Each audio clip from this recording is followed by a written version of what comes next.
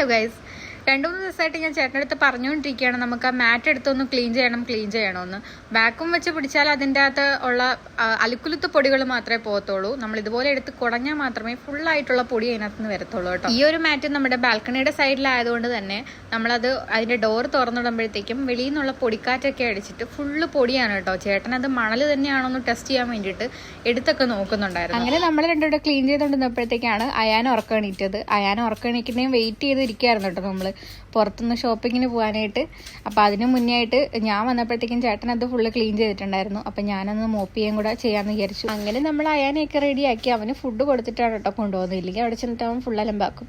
അങ്ങനെ പോകാൻ വേണ്ടിയിട്ട് ഇറങ്ങി കേട്ടോ. നമ്മൾ നടന്നാണ് കേട്ടോ പോകുമ്പോൾ നമ്മൾ അയാൻ്റെ സ്ട്രോളർ കൊടുക്കുന്നുണ്ട്. അവിടെ ചെന്നിട്ട് എങ്ങാനും സാധനം കൂടി പോയാൽ നമ്മൾ തിരിച്ചു വരുമ്പോഴത്തേക്കും അയാനെ കയ്യിലെടുത്തിട്ട് സ്ട്രോളറിനകത്ത് സാധനം എല്ലാം ലോഡ് ചെയ്തിട്ട് വരും. കാരണം അത്രയും നേരം തൂക്കി പിടിക്കണ്ടല്ലോ സാധനങ്ങൾ.